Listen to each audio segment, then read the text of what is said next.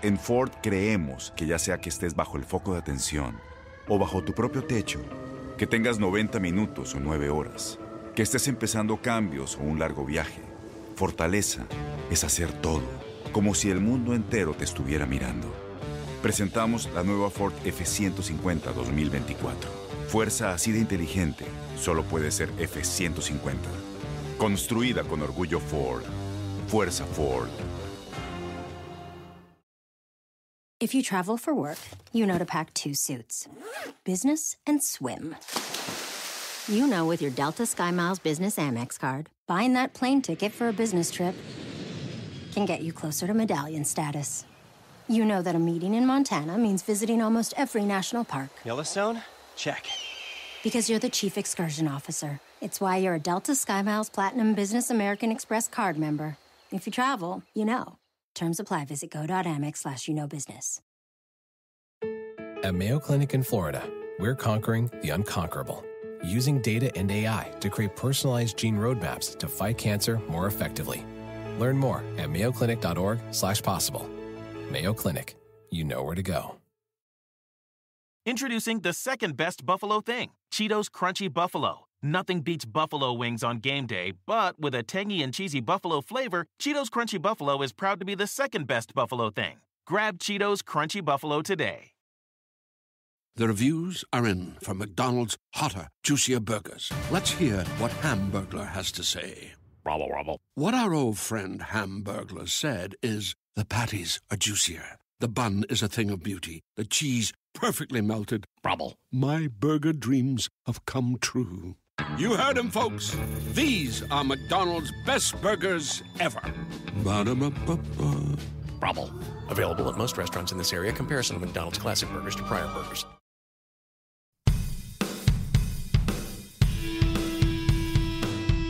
How's it going? And welcome to episode 104 of On the Wire, proud member of the Pitcher List Podcast Network. Follow the pod on the Twitter at On the Wire Pod. You can follow me at 80grade. That's all spelled out. And you can follow Kevin Hasting at Hasting Kevin. We have a great show lined up for today. So we continue our 2023 preview episodes, going into the pitching categories and going with the volume stats for today's episode: wins, strikeouts, innings pitched. We'll get into the weeds and all that. But before we do, Kevin, I'm glad to be talking to you now that we actually have Major League Baseball games on the television, and we've got the Discord popping off because there's actual baseball to watch and talk about, even more so in the PL Discord. And one of the things that popped up that I saw was we have a channel in there, for those who don't know, that just automated let us know every time there's a home run posted, and there's a video connected to that. And the first one that came across the feed is your boy Vinny P. So congratulations, you got the first home run of the 2023 season in the books. Hopefully many more for Vinny P and the rest of the Royals. But how you doing after that? Oh man, it's great. Yeah, a couple of days of spring training games under our belt now as we're recording. It's overreaction season, right? Oh yeah. Oh, and one of them's driving me crazy. One of the overreactions really is driving me crazy. These videos of a pitch or hitter clock violation being called, and people are up in arms. You're wasting your energy. This isn't going to be a thing. By the end of spring training, these are gone. And the relatively few that we'll have once the players get used to this, then it's on the players. Just stop wasting energy on this stuff.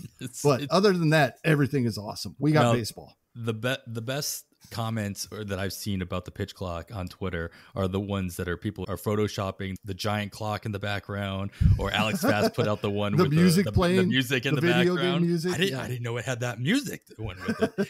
No, it was perfect. That's like the perfect encapsulation of what this is all. It should have used clown music, like his way. He should have used the clown car music as it was happening. Because I think it's something like when this was introduced in the minors, there were like 4 violations in the first month. And after that, it was like 1 a month at most. Yeah, I'm seeing tweets like, oh, when this happens in a postseason game, it's not going to happen in a postseason game. It's just not. It's not. It might happen in a dozen regular season games all year long. Yeah, I'm finding it hilarious. Yeah, we were joking in the Discord about how with the new PLV stat, it's like every pitch matters, right? Every pitch goes into it. So these automatic strikes, how does that get calculated into PLV? Is it an automatic 10? I think it's an automatic 10. Yeah. It was intimidation that got you that strike. Yeah, exactly. Get in the box. Get in the box. All right, let's get into some talk about these pitchers specifically as we get into those volume stats, those counting stats that we're always clamoring for. Typically, we try to get these throughout the season through streaming or by drafting. We're going to talk about the different strategies on that. And to help us do that and break down these categorical targets that we're talking about today, a very special guest with us this week, Chris, more commonly known as at Baseball Pods. You can find him at the Twitter at that handle. Of course, you should be following him there. Coming up, he'll be posting his annual podcast bracket. If that's the exact official name, Chris, I forgot. Oh, bracketology. Bracketology. All right, yeah, steal that name. I don't know if there's a TM on that or not, but you could take it. There could be. No one sued me yet. Yeah, there we go. I think you're safe. But also, you've got the baseball-pods.com site that your written work is on there as well. So make sure you guys are following that as well. But Chris, thanks for taking the time to join us. I know you had a little bit of a break, but you had a great panel over at Podapalooza as well. So I'm glad to get you right back behind the mic just like an hour later. No, I appreciate the invite. Always love coming on this pod. In fact, you guys, I think, were referenced on our Podapalooza channel. We were talking about what makes a good podcast. And one of the areas I thought of growth that I mentioned was people pay subscription to FTN in large part because of Vlad Sedler's amazing FAAB content. And I think one of the reasons you guys are so popular is because you do that weekly FAAB podcast while people are thinking about those decisions. And I think that On the Wire podcast is really, to be honest, I apologize in advance. I told people I think that we need more people in this space competing with you guys. You guys do an amazing job, but I think that it's a space where when you think about all the content that goes into debating the first round or the second round of the draft, really in-season management is where you're going to make your money and you're going to be competitive, and you need to be listening to as many people as possible. And this podcast is, I think it's one of the reasons it's risen to the top of the crop, is because everybody wants to hear, okay, this is I don't want to forget to put a bid on this person when they can really help me. Yeah, I appreciate that. I know Kevin and I, that was one of the number one things that we wanted to accomplish with this pod, besides providing good, honest recommendations and name drops and stuff like that. But we really wanted to be like, we're recording this right now on Saturday evening. The pod comes out on first thing Sunday morning. We wanted to be able to make sure that we're providing the most up-to-date information or insight that we could, instead of like recording on Thursday and then posting it on Friday, and then anything can happen on Saturday to adjust. There's been plenty of times where we put out a show, and by the time you listen to the show at noon on Sunday, something has changed. Like, it's just going to happen. But yeah, it was really important to us that, like, we wanted to make sure if we're going to do a show about FAAB runs on Sundays, it's got to come out on Sundays. Well, what I said is, I think my joke, and I don't think it's really a joke, was I think the reason that there are so few pods that come out on Sundays about FAAB is because all the people that would do it are spending their entire Sunday doing FAAB. They'd rather do FAAB recap shows after it's all said and done. Those are good too. Yeah. It's good to look back and learn from, and then move forward throughout the course of the next week. Absolutely. But yeah, I get it. I totally understand. But we'll put out the content, and then we'll soak it all back up throughout Sunday, like you said, as we spend our Sundays doing FAAB. I'm glad to know that it's our voices are in the background reminding everybody. My recommendation always is do your FAAB Friday and Saturday, listen to us, and then be like, oh, I either missed that guy or confirmation bias, either one. That's what I'm looking for. All right, we're going to do today's show very similarly to how we do our regular season pods. As we have some news and notes to go through. I got some stuff I really want you guys to dive into. So I'm going to give each one of you guys one of these news items. If you want to chime in on the other, by all means do. But I do want to get into the categorical review that the episode is about. And of course, those wins, those Ks, even though the volume, the innings pitched. So let's get right into our news items. Kevin, we're going to start it off in Kansas City. Drew Waters, the supposed center fielder to be for the Royals, he has a left oblique strain. He should be out for about 6 weeks or so, which ultimately keeps him out of spring training entirely and should be expected, I would assume, to start the season on the IL in April. What kind of impact are you seeing this having in the Kansas City outfield, especially center field? Because with Michael A. Taylor gone to Minnesota and Waters was presumably going to inherit the job, or at least being groomed to take that position, in my eyes, how, especially as a Royals fan, how are you looking the outfield shaping out? Yeah, this is coming straight from the team, GM, manager, that they're all saying that now this makes, at least for the month of April, this is Kyle Isbell's job to lose. They want him to take this job. It's his defense is what is carrying him there. In the past, they have not allowed him to face lefties when hitting. I think they may even do that. And at UNLV and again in the minors, he's hit lefties fairly well. That's hopefully something that can turn into, over time, that he gets to face both left-handed and right-handed starting pitching. But yeah, it's Kyle Isbell's job to lose. I would be remiss if I did not bring up the fact that this probably looks like Nate Eaton is the right fielder, at least on a majority of days, to start the season. There's lots of ways he can get in the lineup. I don't care how it is. I want him in the lineup. And those that have been listening know my love of Nate Eaton, and this could help him as well. Yeah, I also saw Franmil was in the starting lineup as a starting DH in the first lineup. I'm thinking, at least it was the first one I saw. Props to the Royals being the first lineup that I saw go out publicly. And I feel like the Royals do this throughout the season. They're typically the team that does not wait to the last second to put out their lineup. And I applaud them. More teams should be like the Royals in this respect, for especially on Mondays as we're trying to set our lineups. I'd really appreciate it. Just a shout out to them for that. As far as Isbell goes, you got to, at the very least, to start the season going up against Minnesota, they have an entirely right-handed rotation as of right now. So he's got that going for him, at least in the first series of the regular season. I said I'm going to give each one of you guys this, but I'm curious, Chris, I saw you pump your fist a little bit when Kevin's talking about Kyle Isbell. Do you have an opinion? I take it you've either drafted Isbell or plan on drafting Isbell. What's your opinion on the outfield here?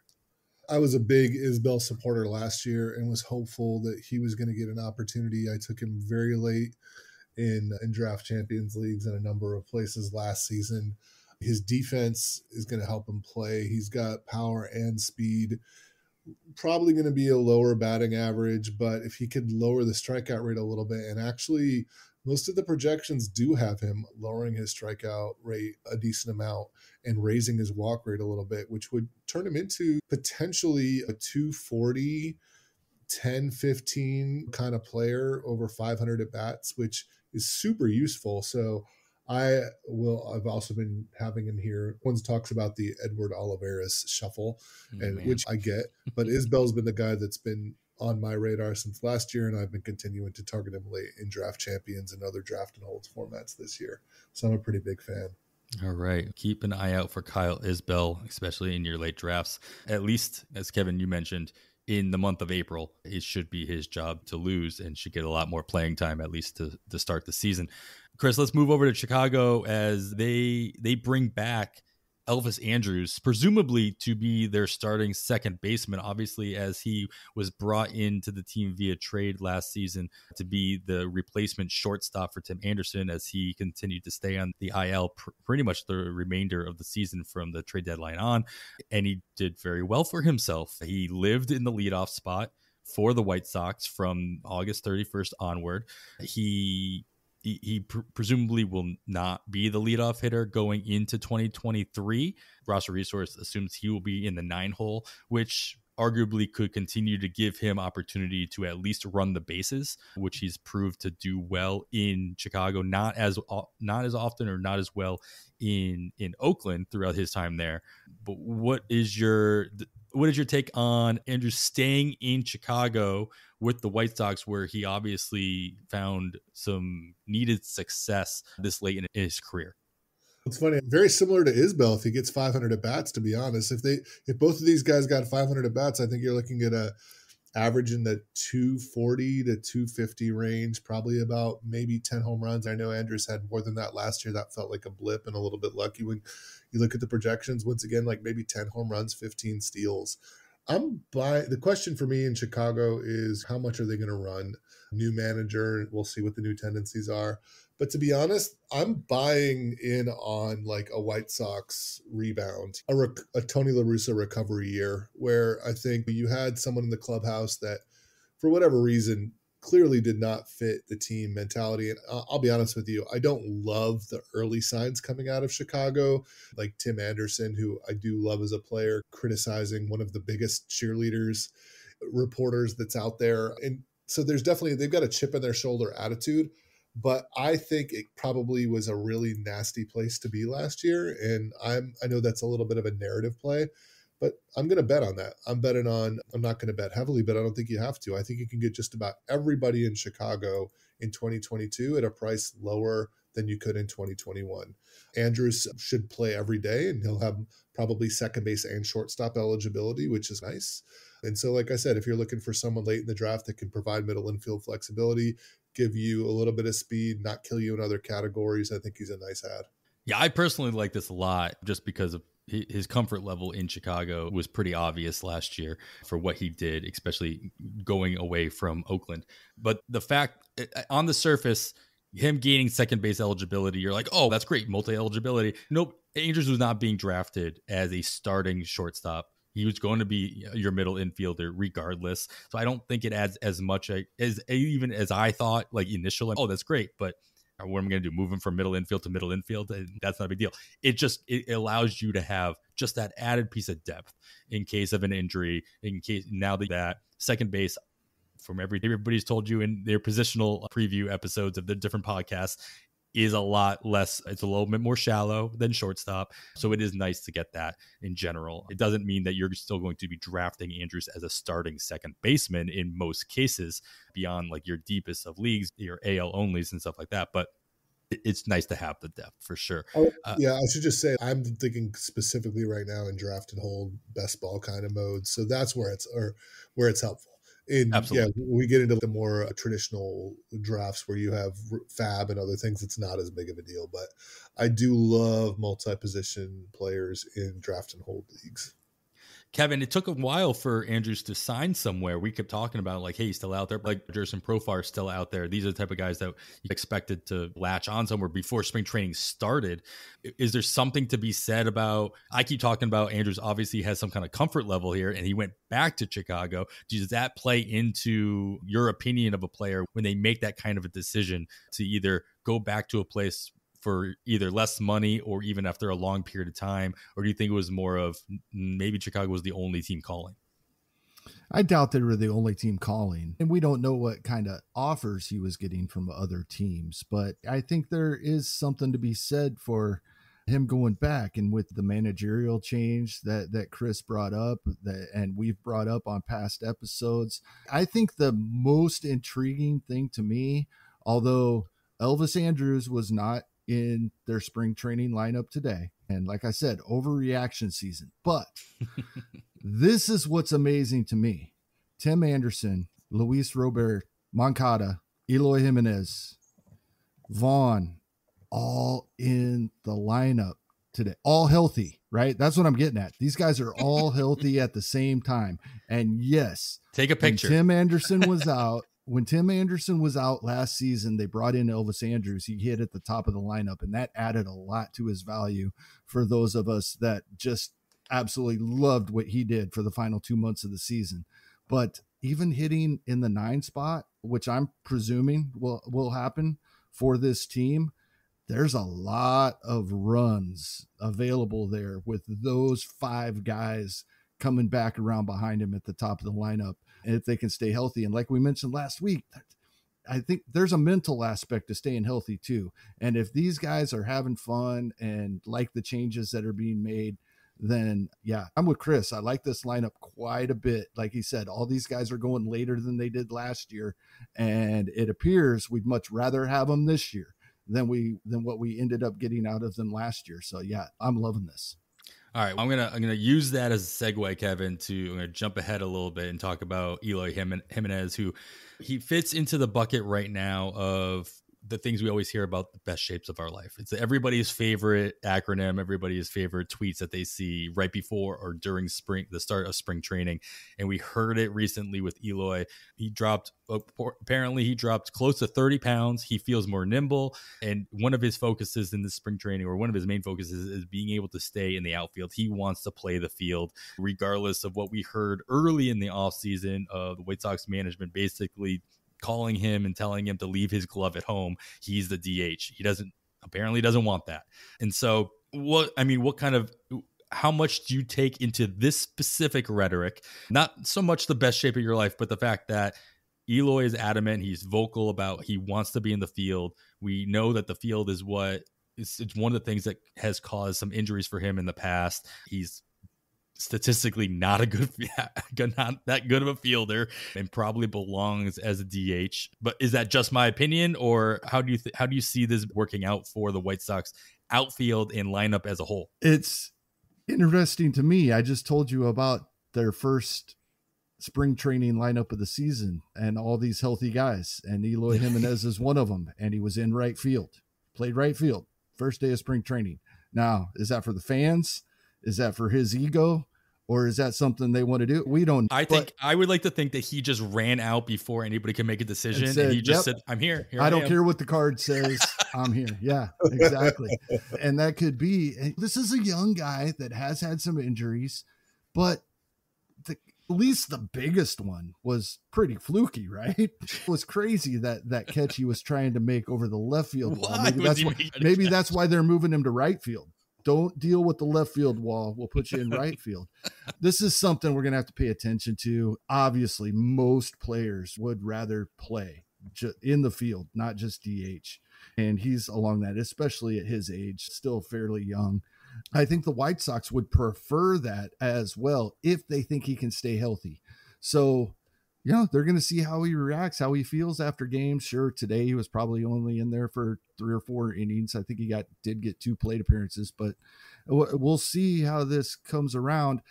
I'm hoping he plays the field as somebody that likes Jake Berger late in draft champions leagues, but there's not room for him while everybody is healthy. That part of the reason I like him is all these guys aren't going to stay healthy. But that would help maybe get some plate appearances earlier in the season for a guy like Jake Berger. So I like the idea of it. I hope it's what comes to fruition. We're really not going to know for at least 3 or 4 more weeks till we get towards the end of March when we're playing the spring training games with the starters in there for 5 or 6 innings. We're talking about injuries. We got a couple more things about injury related things to talk about, Chris, specifically something that came across late. Apparently somebody who had been injured all last season till the very end and then was injured again had off-season shoulder surgery, and that's Ozzie Albies, the presumed second baseman for Atlanta.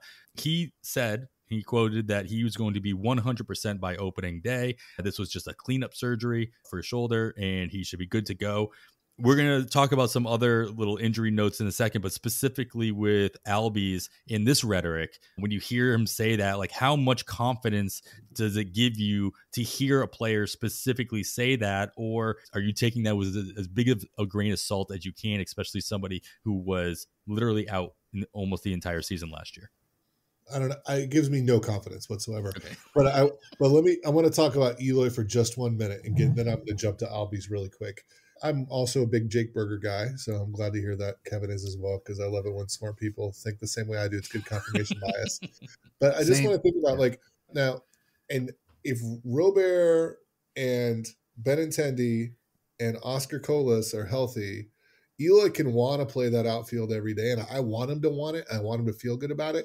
And what I'm hoping is they give him like 1 or 2 days a week out there at max, and then he DHs most of the time and still gets his ego fed because he's a terrible defender, but he's out there with a glove and gets every day at bats and stays healthy for the season. That's the dream for Eloy for me. I just wanted to point that out. Like, there are 3 good outfielders on that team that are not named Eloy Jimenez. And then there are other people like Andrew Vaughn, who are not really outfielders, who are also better defenders than Eloy Jimenez.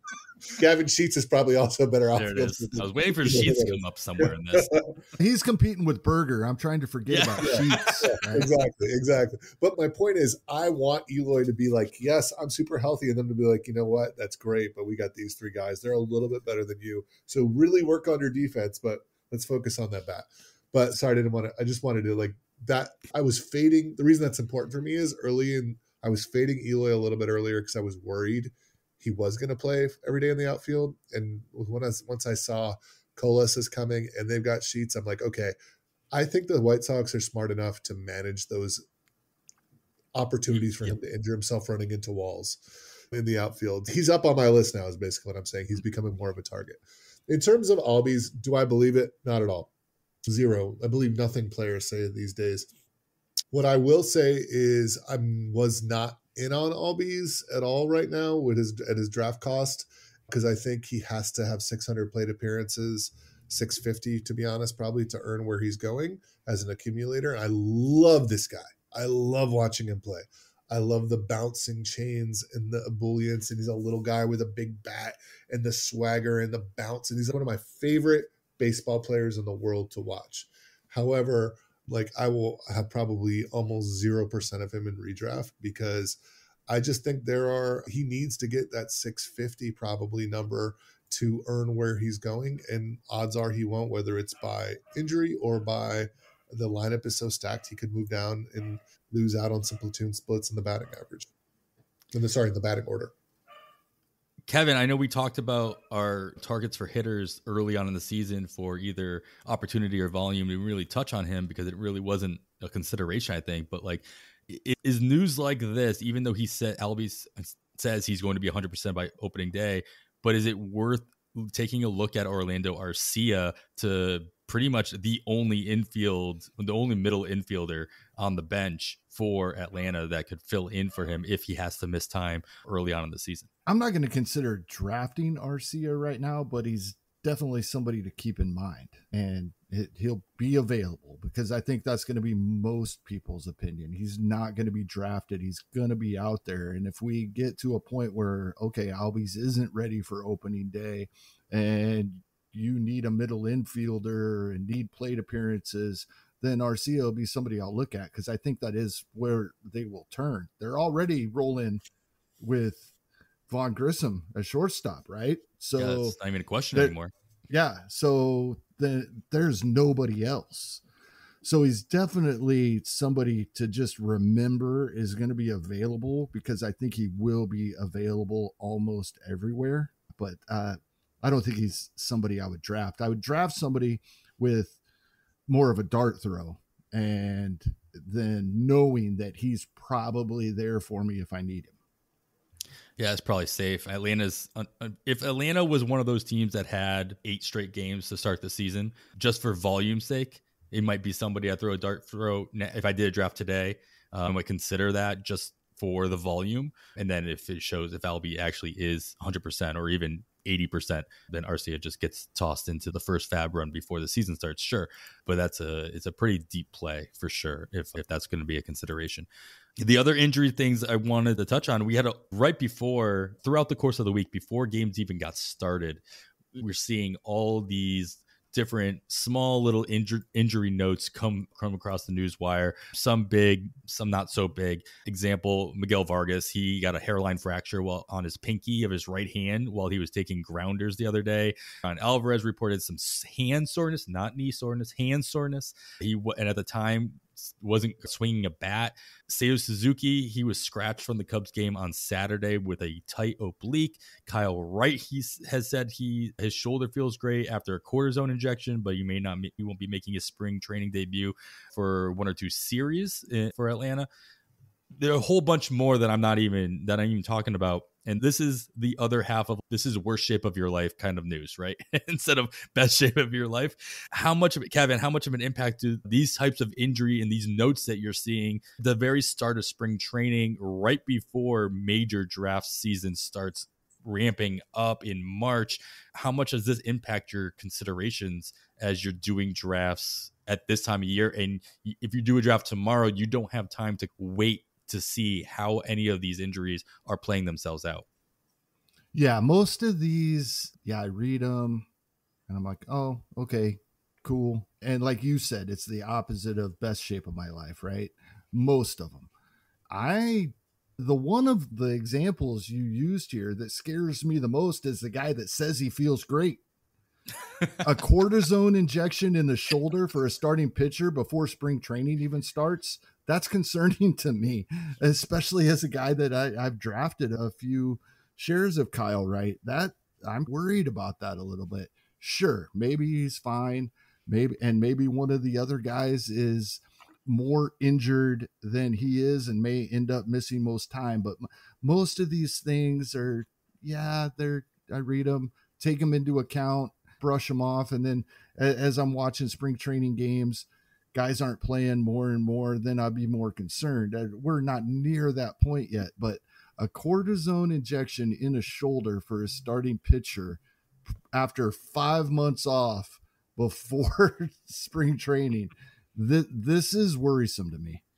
Not to mention that this is a rotation that has Ian Anderson and Mike Soroka supposedly fighting for that 5th spot in the rotation. It may very well just make it easy to just give both of those guys the shot and give Kyle Wright some time to rest up and rehabilitate in the first 2 weeks or 2 series of the regular season, never mind spring training. Chris, if you're doing a draft right now, my point though is like you have to make some decisions. These guys that at least except for Jordan, these are not like first round guys. Like these aren't guys that you're worried about at the top. Do they drop down your board enough where you're probably not grabbing them because you're just like, I can't risk grabbing an injury guy at that late in the draft? Or is it the opposite, that late in a draft, like the injury risk is the last thing on your mind? I think it's case by case. And I was fading Wright as it was, so this makes it even easier. I agree 100% with what Kevin said in terms of the concern there. Vargas, I hope this gives me a little bit of an injury discount. I think that's nothing. Hairline in your pinky, no, I'll take that. I love him this year. I'm trying to get him everywhere that I can as much as possible. So I hope if you're listening to this, do the opposite of what I say. And totally fade that guy. He's going to be terrible and not get any playing time. Don't worry, I'll edit that out. It'll be fine. Suzuki, obliques are weird, man. And obliques can be troublesome. And as of today, like if I was drafting tonight, would I be downgrading Jordan or say a Suzuki? Probably not. But I will be like scrambling to try to get more information on both of those. Jordan doesn't worry me as much, but obliques can tend to linger, and it's a term that can be used to describe a number of different ailments. And sometimes it's literally a few days off, and sometimes it's like they're missing 2 months. Next thing you know. And Seiya is like part of his value is being an athletic 5-tool kind of guy that can contribute across the board. So I want to learn more about both of those. And if I had just drafted either of them, I'm like, are you serious? Exactly. Oh, that's the people that are concerned for any of these guys. You just draft them. You're like, really? Or you've done a bunch of drafts and you have a few places with each one of them. There's nothing worse. I still remember a couple of years ago when Framber got hurt. Like it was like one of my top like SP2 pick was Framber. I was like, okay, he's gonna. And then Bowie went out for like months. I was just like, in the middle of the draft, and it totally messed my mind up for the rest of the draft. Yeah, I think these are the things you hear about too, and then you hear the crowd. This is why you don't draft early. Crowd comes out of the woodwork. But we don't pay attention to that. I don't know who I've never heard them, but I know they exist. Yeah. But as you said, Kevin, a lot of this stuff ends up weeding itself out pretty quickly. There might be 1 or 2 things that hold tight, but I don't feel like that ends up being a tradition, if you will, where most of them stick around all season. All right, so the last thing I wanted to talk about, and Chris, I'm going to throw this at you to start, and it has nothing to do with injuries. It's just, in my mind, almost too much of a coincidence for this to actually have happened. Noah Song. He was a pitcher in the Boston Red Sox organization. Hasn't pitched in 2 years because he's been in the Navy. Had to have completed his time there. Did not get protected on the 40-man roster by Boston. Got picked up by Philadelphia, of course, Dombrowski, who drafted Song with his time while he was with the Red Sox. Picked him in the Rule 5 draft for the Phillies. And he got a nice, and we talked about this with Shelley Verstraete a couple months ago at this point, that it was the weirdest loophole. They didn't have to, the rule in the Rule 5 draft is you draft the guy there, they have to go on your 40-man roster, and they have to be on your major league roster. But because he was in the Navy, they got the exemption that Boston lost. They lost their exemption because he'd been with the organization too long. They got it, and then lo and behold, like the day before spring training started, it was announced that his time with the Navy he was being discharged from the Navy. He had finished his time there, and he was reporting to spring training for the Phillies. Presumably, he will have to be put on their not only 40-man roster now, but also be on their major league roster come opening day. So this guy, again, hasn't pitched in over 2 years. He's supposed to have one of the best arms in baseball when he was drafted. A lot of potential here. Dave Dombrowski obviously loves him. Is this a guy, do you think Dombrowski will force onto the team regardless, just because of what he saw, and he went out of his way to draft him again in the Rule 5 draft? In what kind of capacity will he have for the Phillies? And is he worth somebody keeping an eye on, in what kind of format? First of all, it's a great baseball story, and it's baseball has so many idiosyncrasies, and this is a great one of them. And God bless the guy for his service to the country and for really sacrificing a significant portion of his early career. You want to root for him. At least I do when I look at his story. He's 25. I think he's actually been more than 3 years since he's pitched. Mm-hmm. I think it's been 39 months. So it's a really long time. And what I've read so far early on is that if the Phillies view him as a reliever. Now, some people might say, okay, whatever, Phillies bullpen, meh. But when you look back at the Phillies bullpen, it's not clear that they have a closer. They have a lot of hard throwers who don't control well. And guess who else is a hard thrower who doesn't project to throw with great command? Noah Song. He fits in well in the back of that bullpen. It would be a story if he emerged with a role of significance in the bullpen. I could see taking a shot at him with a late 40s draft and hold pick on a 50-team roster, because stranger things have happened. And like you said, Dombrowski clearly is pulling the strings there, and also clearly has an affinity for this guy. And there's also, just because of the peculiarities of the major league rules around this, they have an incentive to put him on the roster. Yeah, I'm pretty much avoiding the Phillies bullpen, but this is certainly somebody who, if you were trying to speculate on saves late in the draft, you could do worse than. Hey, personally, a Sox fan, yes, I am also rooting for him. I'm hoping he stays on that roster. No, I'm not hoping he stays on the roster. I'm hoping that they just drop him and they send him back to Boston and he's pitching in Portland or something like that, back in the Red Sox organization. But I should have worn my Sea Dogs. Yes, that would be nice. Nobody can see it but me, but that's okay. You're just catering to me. That's fine.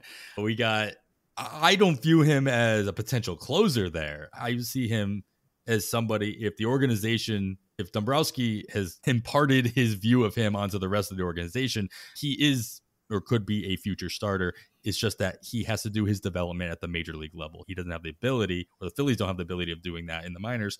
And so I would see him more as a middle reliever, a long man, 2, maybe 3 innings. They build him up throughout the course of the season in that role. And that becomes more interesting to me, especially if his arm has a little bit more control than what you're alluding to throughout the course of the season. Yeah, maybe not somebody I'm looking at right away. Is in a draft and hold or in a 15-teamer, Kevin, is this we talk about the value of these middle relievers who can put up innings. We don't know what Song's role will be. It's probably not worth drafting him in a redraft position, but are you keeping an eye on this situation?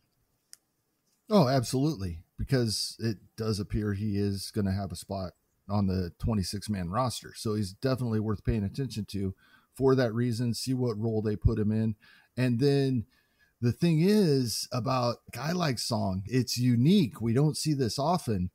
He could make huge strides throughout the season, right? Not pitching in game action for so long. So he's one of those guys that while we're keeping an eye on him, I might be a little earlier to jump than I typically would, just because if he does make that leap and then all of a sudden they need a spot starter and he goes out and throws 4 1/3 great innings, next thing you know, oh, okay, we're gonna try him at the back end of the rotation or something along those lines, because he was a really good pitcher at Navy. So it's someone worth keeping an eye on. And like you said, he's doing his development at the major league level because of his Rule 5 status here. So yeah, somebody I'm going to pay a little extra attention to and jump earlier if things look like they're going well. Yeah, I drafted him for $1 in my new redraft yesterday, and I'm sure that came across as, oh, that was a weird pick. Oh, and then one of those things was like it starts clicking. Hopefully, it starts clicking for other people. Oh, okay, we'll see if it's $1. So obviously, even in a non-new draft, it's like, all right, I drop if it doesn't work out. It doesn't work out. But in my opinion, especially as a Red Sox fan right now, it's pretty obvious that Thad Ward for Washington and Noah Song are going to have excellent careers with their new teams, and it'll probably start this season. Shout out Thad Ward, man. Yeah. Big fan. All right, guys, let's get into the talk of the town we're talking about right now, and those are the categories of wins, Ks, and innings pitched. We're going to get into that in just a moment, but we do have to take a quick break. All right, we are back. You are still listening to On the Wire. I am Adam Howe, joined by Kevin Hasting. We are lucky to have with us at Baseball Pods himself, Chris.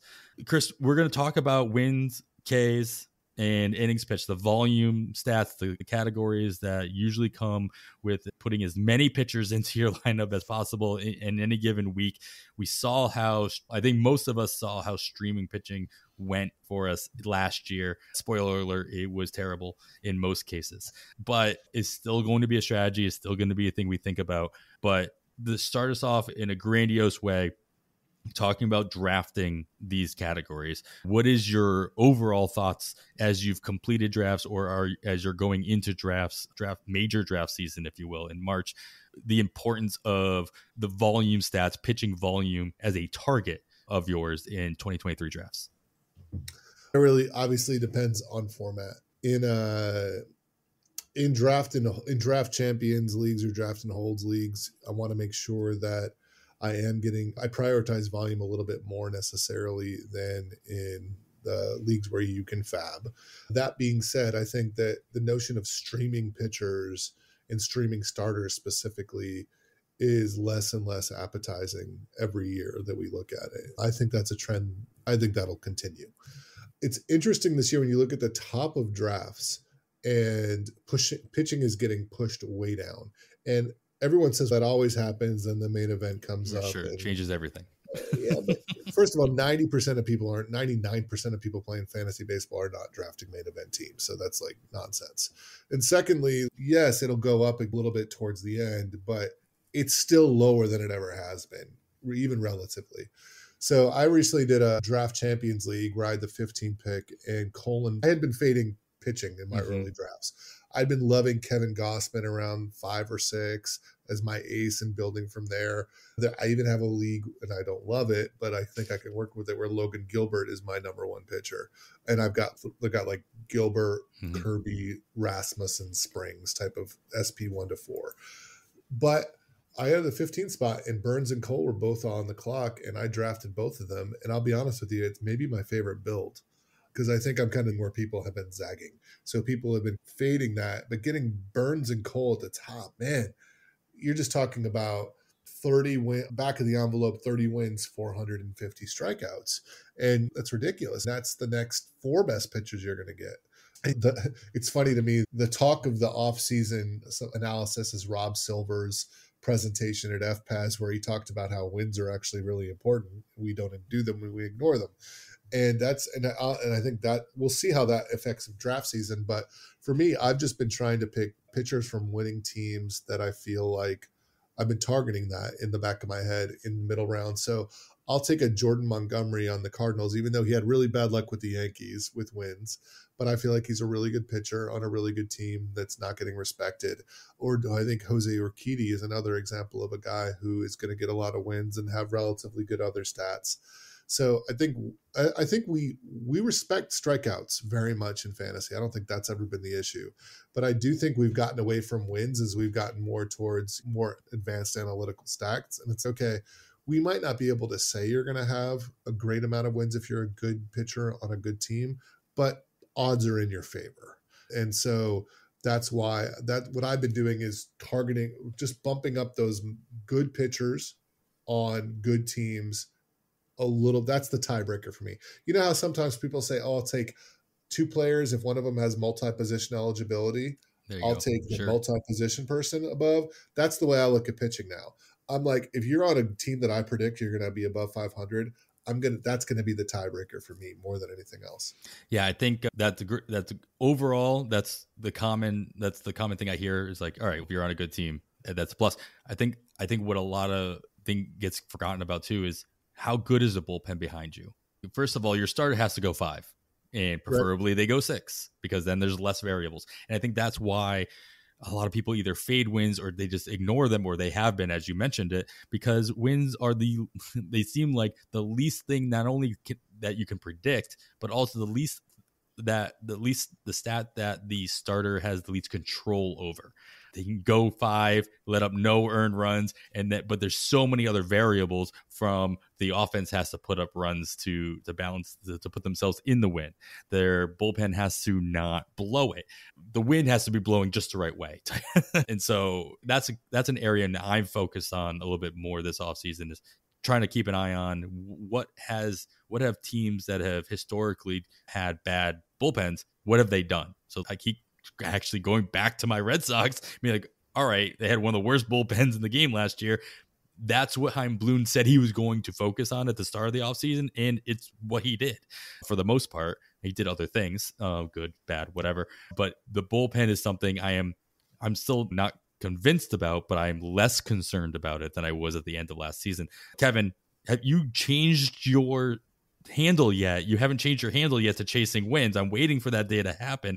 We keep joking about it. You're probably not going to do it, but the fact I tried to do it, but it's taken, even though the count hasn't been touched since 2011. I hate those.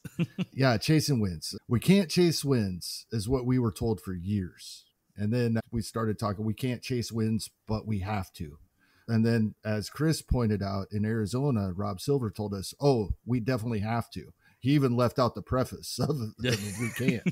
We have to. And yeah, that is a big emphasis, has been for me this draft season so far. Good team, good bullpen. The thing you brought up, Adam, that I think gets overlooked is this a guy that's going to pitch not just 5 innings to qualify, but even go a step further. Not many pitchers definitely not pitchers we're talking about today are going to average over 6 innings per start, probably. But the higher you get above 5, the less you're relying on that bullpen, right? So all these things I am taking into account more than I ever have before. Yeah, not to mention we'll get into these early season targets, but you have to assume most pitchers are not going the full distance in early April, as well as they're continuously getting ramped up after spring training and into the first couple of weeks of the season. Kevin, let's talk about strikeouts then. Like, where are you, as Chris said, like strikeouts are something that we've respected as a fantasy community for years, and we continue to do. How are you targeting strikeouts specifically? Are you looking for them early? Are you trying to get them late and not worry about the ratio impact that those players might have that come along with it? Because there are some strikeouts later on in drafts. They come with some baggage most of the time, but are you less worried about that, or do you need to get those strikeouts early and often? No, I think I've talked about this earlier in the offseason. My big weakness on a lot of my teams last season was strikeouts. And so the adaptations I've made is not always, but maybe taking a starting pitcher a little earlier than I would have in the past. But more so, it's been pushing up when I'm getting my middle guys, right? My 3rd through 6th starting pitchers. All of those guys are moving up to where I'm getting guys that I can count on for a few more strikeouts each. It doesn't take a lot, right? When you're talking over an entire season, if 100 strikeouts at the end of your fantasy season last year would have given you several points in that category, 100 strikeouts isn't a whole lot. We're talking about 10 or 11 per starting slot in our roster. We're talking, that's a strikeout every 3 weeks. We need a couple. That's what we're talking here from each spot, right? So it's not a big thing. It doesn't mean you have to, if you like getting your first starting pitcher in the 3rd round, you have to go get Burns and Cole like Chris did when they fell to him at a turn. But it means just moving each spot up a little bit and concentrating on it a little more throughout the entire draft. And it all adds up to a lot. Like I just said, 100 strikeouts. If you just bump your 3rd through 5th starting pitchers, 3 pitchers, bump them around. How many more strikeouts are you going to be able to get doing it that way? And so that's what I've been concentrating on, in addition to the chasing wins. Yeah, of course. And of course, this all is predicated on the fact that we're going by what we're predicting these strikeouts, where these strikeouts are going to come from, whether they are coming from projections that you're using, your own analysis. And then if you're not getting them in the draft, whether you like it or not, you're forced to stream them throughout the course of the season. You're adding players that you think are going to add categories. And this is for any position, but we're talking about wins and Ks right now. Chris, when you're obviously not a fan of streaming anymore, or I don't know if you ever were, but it might be a necessary evil at some point during your season. So when you are down in strikeouts and you're looking for a guy that can bump up your strikeout totals for the week, how granular are you getting? Are you looking like at the matchup for that pitcher against that team, against those batters that they're probably going to be facing throughout in that week? Or is it, I'm just going for the guy that I know is going to get 2 starts, so he has a better shot at getting double-digit strikeouts for the week? I get as granular as I can. And one of the things that I think I've started to do more and more in recent years with some success is streaming high strikeout middle relievers instead of starters. Chasing the phantom wins, you're more like, it feels to me, I don't know if statistically this is true, that I'm just as likely to get, if I have an elite high K middle reliever, it feels like I'm just as likely to get a win from that as I am as a below average starter with 2 starts. And I definitely know I'm going to, on the whole, win ERA, whip, and probably maintain the strikeout pace with them. So if I see a middle reliever who strikes out 12 per 9, that's on the waiver wire, and I feel like they're going to get 4 innings pitched that week, I'm going to get 6 strikeouts from that guy, which is more than I might get from a pitcher who's going to get bombed in 1 outing and maybe last, and who's got a 5 or 6 or 7 per 9 strikeout ratio over 2 starts. So I'm more likely to do that and then try to really hopefully fix that problem early. I do think I'm pretty good at getting pitching. I don't wait on pitching forever. I feel like I generally have pretty good staffs, but sometimes you get hurt by injury. Sometimes you get hurt by bad luck. Like last year, no one saw Jose Barrios imploding, and I had plenty of him. And so trying to replace that was very difficult. So I found that I had more luck and success filling that with high strikeout middle relievers, some of whom became closers, some of whom became starters, than just getting whoever had 2 starts that week. Yeah, I like that. I think we talked about that, Kevin, quite a bit, if not last year, the year before, really focusing on the Brett Suters of the world, of the Colin McHughes of the world, especially when they hadn't pitched all weekend. And so if you had a very good, there's a very good chance that they were going to be pitching on Monday or Tuesday, and then probably again. And like you said, Chris, if you know that they have a good shot of getting between 4 and 6 innings, if you time it just right, you could get more than 6 innings out of them if they get 3 appearances and they happen to go 2 innings in each one of those, or 2 or more if my math is a little bit better. So with that in mind, Kevin, the last thing I want to talk about is like the effects of streaming. And I know we're talking about wins and Ks and they're important. That's what we're talking about today. Next week, we're going to talk about those ratios, but the risk that you take with these streams just to get the volume, where's your line when it comes to this stuff? Like the volume is important. We talk about it all the time, but at how much of an impact are you willing to take to your ratios on a small, very small sample? I think that's what a lot of people look at. It's like, hey, you know what? This is just 1 start. If I get blown up, I can make up for it. that compounds itself throughout the course of the season. But where is that risk reward line for you? I think as much as we're talking about chasing wins, as much as we're talking about maximizing strikeouts when we're drafting and all these adjustments that we're making due to the way baseball has changed, fantasy baseball has changed, and how our teams have performed in recent years, no matter what, we have to do it at least a little bit. And I think the more comfortable you are, then the better it's going to work out over the year, over the season. Times when sometimes it seems like, oh, this is so risky, and it ends up going well. And times you think, oh, this is the perfect matchup, and they get blown up. So that I just want to point out the 80th percentile in wins for NFBC main event teams. So we should, like Chris mentioned, there's only 47 main event leagues. Not everybody's playing those, but a 15-team league. Look at it that way. 15-team leagues. The 90th or 80th percentile for wins was 91 last year. That actually went up.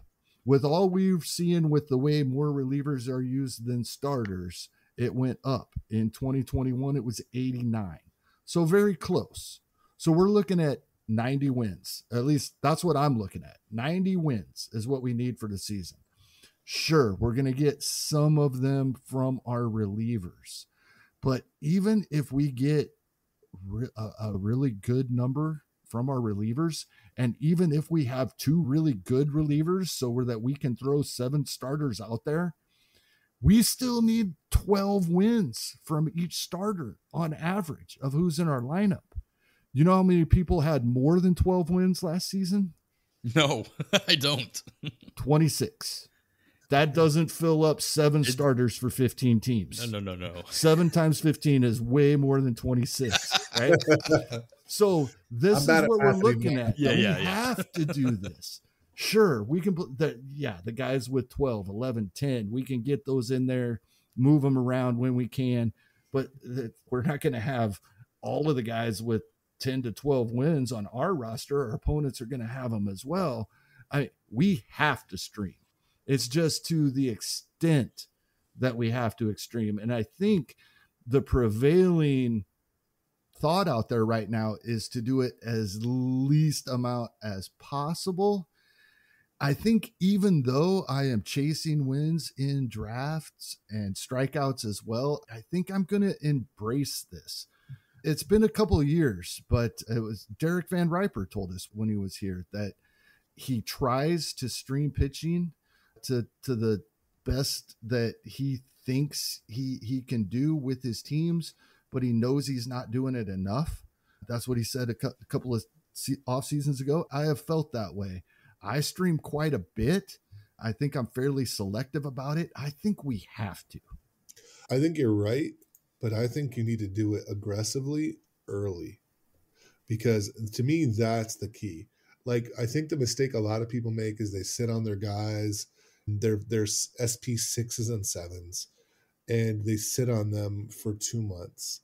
And meanwhile, new pitchers are popping up early. And what we know over the course of the season is the quality of the starting pitching that comes into the season goes down as the season goes on. So I'm much happier to stream in April, May, even June than I am in August and September. If you're streaming in August and September, you might hit on some hot prospect that comes up.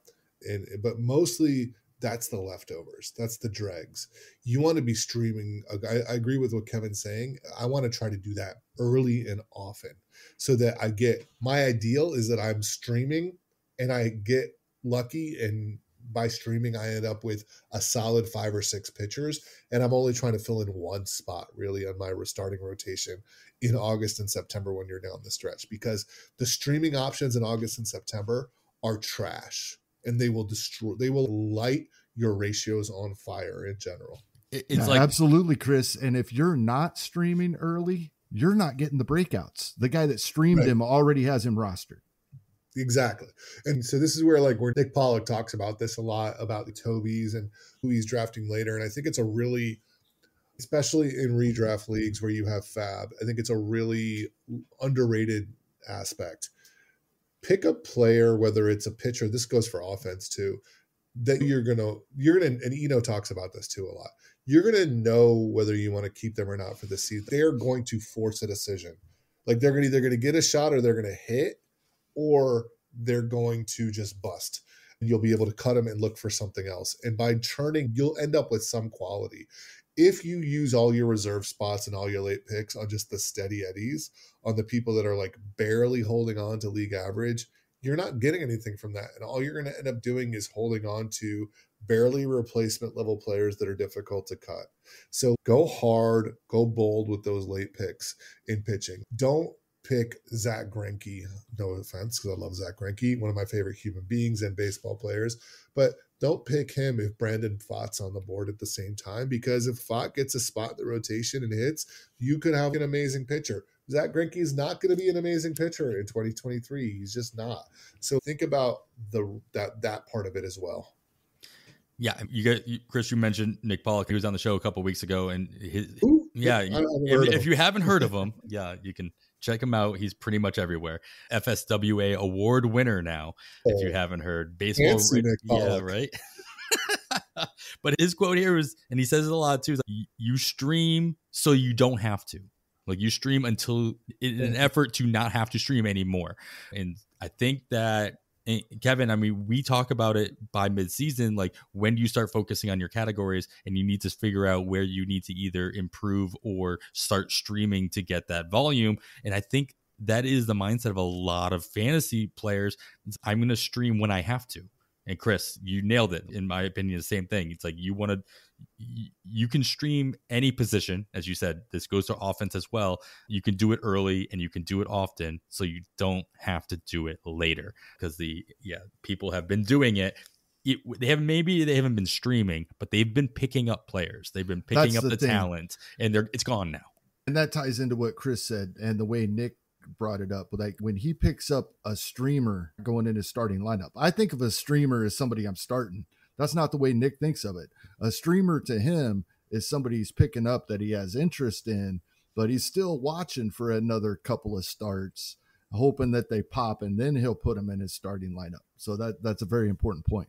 Yeah, I think we refer to them in season as stashes, and I think the term stash usually has a connotation of being a prospect or have you, but really a stash is anybody you put on your bench. Anybody you pick up and put on your bench, that's a stash. All right, I think that's all a really great insight. Let's talk about some players that specifically, I know we're talking about it in the context of a draft, but really these players, we're talking about streaming week 1. That's really what we're talking about here. The targets that we're looking at in the very end of our drafts, if you were to draft today going into the 2023 season, of pitchers that are going to provide you hopefully an added win, a couple extra strikeouts than you might not have had without them going into, again, the first 4 days. The first 4 days of the season, that's week 1. And then week 2 is a full 7-day week, especially when it comes to FAAB. That's really important to realize how many players you're going to be able to put into your lineup and how many players are going to be able to fill up your rotation early on in the season. So, of course, we kept the same rules, which in my opinion made things a little bit harder for this position. Only players you can consider are going at ADP of 325 or later in the last month's worth of online championships. And players that have not been drafted are not only eligible for this exercise, but also encouraged, because you know that they're going to be available at the very end or tail end of drafts. So somebody to consider. This is also to consider that you might not have to draft these guys either. There is a FAAB period, at least in the NFBC, the Sunday before the first week of the season. So you can keep these guys on your watch list as well to see how they do in spring training. Rotation. I say this for this episode specifically because rotations are not set. You go on roster resource and 1, 2, 3, 4, 5. Sure, they might be the 5, but you don't know the order in which they're going to go out there based on the matchups that they're going to get, their handedness. As I mentioned, Minnesota has all righties in their rotation as of right now.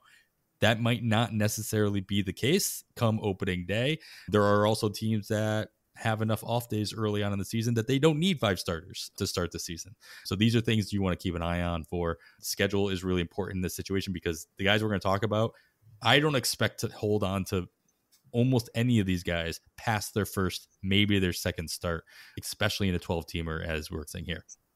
So, Chris, I'm going to start here with you. We're going to go with 2 starters each. You want to give any extra shout outs to more than 2, that's fine. But I am going to ask you guys also for a relief pitcher you think could add to the categories, as well as we took a good chunk of this episode talking about how that can be a viable and important strategy throughout the course of the season.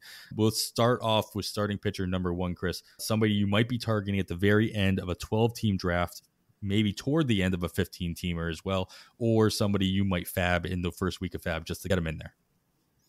So the first guy on my list was Kyle Bradish of the Orioles. We're talking about this in February. I do think he has a rotation spot coming into spring training, but this could change in a month, right? I'm assuming he's got a spring training spot picking him. He's got a lot of underlying skills that I like a lot. And he had an injury last year. I think it was a little bit of shoulder inflammation that caused him to miss a little bit more than a month. And after he came back from that, he basically had a string of starts. If you look at his game log, that were almost all excellent. He had 1 blow up against Boston, but outside of that, he did not give up more than 3 earned runs on any start from July through the end of the season. Furthermore, if you look at the work that Eno and Jordan have done, that's now on The Athletic with the revised kind of Stuff Plus, he rates as like an SP5. And then, that's great, solid SP5. And I think Baltimore is a team that is on the come. I do think they'll win at least half their games this year. And I think they've got a good bullpen. The other thing about it, I will tell you, is a dynasty player. He's one of the most players that has been I've had him and stashed him because of these skills, and really smart players that I play. I'm lucky to play in leagues with people like James Anderson and Eric Cross and others, and they all come after Kyle Bradish. So I'm like, you know what? No, you're not getting him.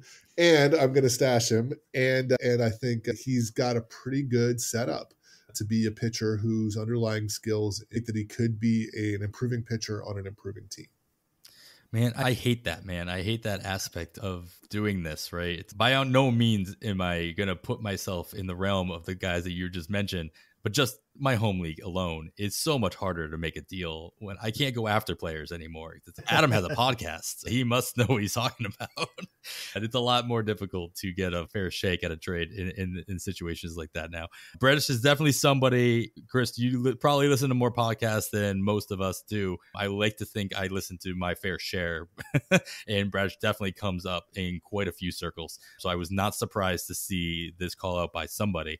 I knew I wasn't going to have to put it on here. So I appreciate the added confirmation bias that I'm hearing out of you on that one as well. Kevin, old hat. I like the name you put on here because it's not somebody it's like the Nate Eaton of pitchers. You're going to talk about him if you possibly can. And so talk to us about Jose Quintana and why you might be targeting him at least for the first week or two. Chasing wins, man. There you go. Chasing wins. That's what we're doing here. Also, he was really good last year. Now, I know when I say that after the All-Star break, he never gave up more than 2 earned runs. It's like talking about ERA, and ERA from last year doesn't matter from this year. I'm still going to say it. He never gave up over 2 earned runs after the All-Star break. I think he gave up 4 earned runs or more a handful of times. One time over 4, that was 6 at Coors. None of us are throwing Jose Quintana in our lineup in a week he's pitching at Coors. So that doesn't affect us. So yeah, the team construct, as we talked earlier, good lineup behind him, good bullpen, good team, and he's going to go 5 to 6 innings, sometimes more, at double-digit wins for a guy going this late. I'll take it. I would bet a fair amount of money he gets to double-digit wins. Yeah, and that's the name of the game, right? That's the name of the episode. Is basically, I'll probably call it Chasing Wins because that's what we're doing here. With plenty of games to start the season, he should get a start in that first series. Here's the thing. I almost forgot. Thank you for bringing that up, Adam, because it's tricky, actually. I had this bookmarked, and I got the page right here. So You brought this up with roster resource. We don't know the order, but the roster resource has Quintana. This is a guy that I plan to have on my roster all season unless things go wrong. I think he's going to be fine. I think I'll be using him all year. However, early in the year, roster resource has him as the number 5.